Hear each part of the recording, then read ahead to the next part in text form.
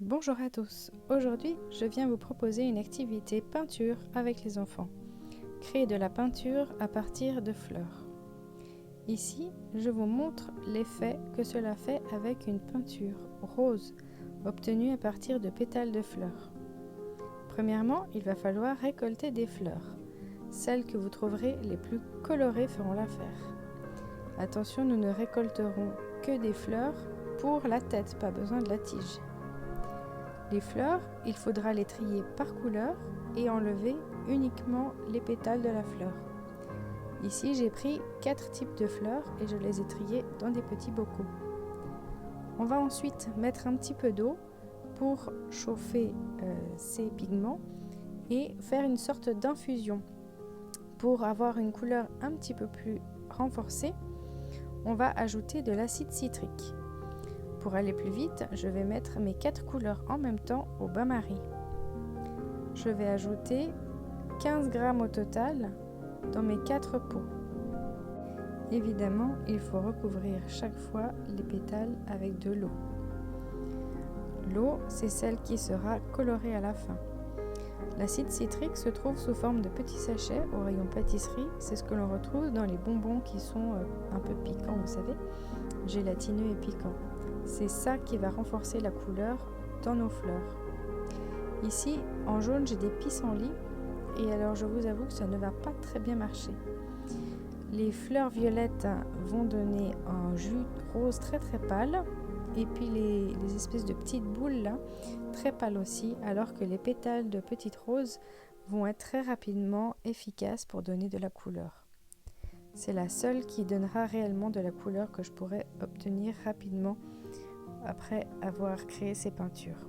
Mais ici, je ne le sais pas encore, donc on continue tout le processus pour les 4 couleurs d'un coup.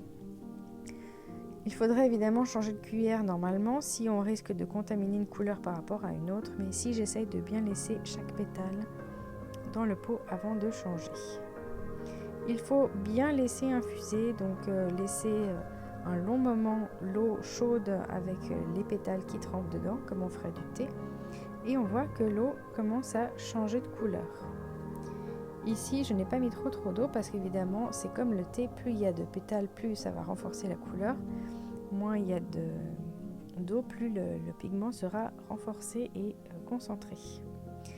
Une fois que ma couleur a atteint quelque chose qui me plaît, une coloration, je vais venir récupérer le liquide et le filtrer à l'aide de filtre à café.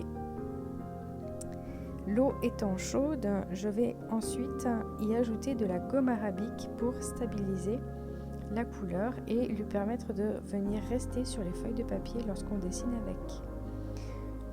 Donc ici, je vais faire couleur par couleur. Je vais récupérer donc l'eau sans les pétales et on voit ici la couleur qui est apparue dans l'eau et qui est partie des pétales.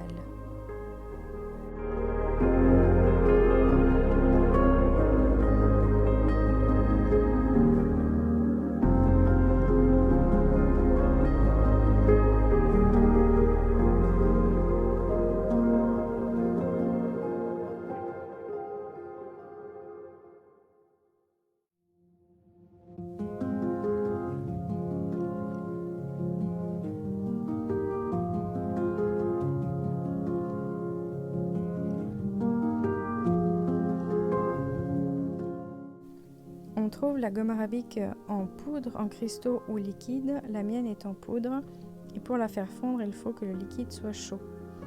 Cela prend du temps, mais ça finit évidemment par fondre, même si on a l'impression que les grumeaux ne partiront jamais. Cela va fondre et c'est ça qui permettra au pigment de rester sur la feuille quand on dessine. La gomme arabique vient de la sève d'arbres, donc c'est tout à fait naturel. J'ajouterai ensuite de l'huile de clou de girofle pour prévenir donc les moisissures, garder les couleurs le plus longtemps possible, donc c'est un agent de conservation naturelle. On peut aussi utiliser de l'huile essentielle de thym.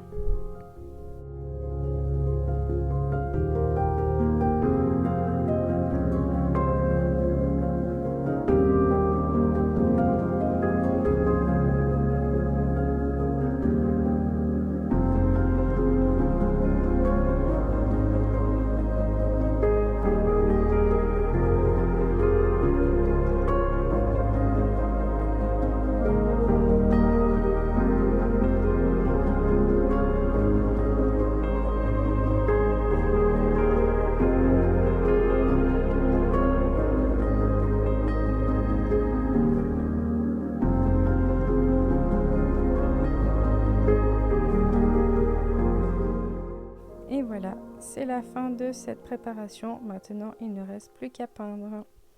Comme vous voyez ici, je n'utilise qu'une seule des couleurs puisque c'est la seule qui donne assez de pigments pour être vue rapidement. Les autres sont beaucoup trop clairs. Je vais essayer de dessiner avec plus tard lorsque les pigments seront plus concentrés, que l'eau aura commencé à s'évaporer. Je vais donc laisser ces verres à l'air libre en espérant que l'eau s'évapore un petit peu en concentrant les pigments. Vous voyez ici, la seule couleur qui résiste bien, c'est ce rose. Sur ma feuille de notes, vous voyez qu'il y a marqué noix puisque dans la vidéo précédente, j'ai créé de l'encre à partir de noix. Je vous invite donc à la regarder. Et maintenant, un test avec de l'encre rose, eh bien c'est très concluant, qu'en pensez-vous? En tout cas, ça nous a beaucoup amusé, c'est naturel, alors je vous conseille l'expérience si vous avez l'occasion. Belle journée à tous!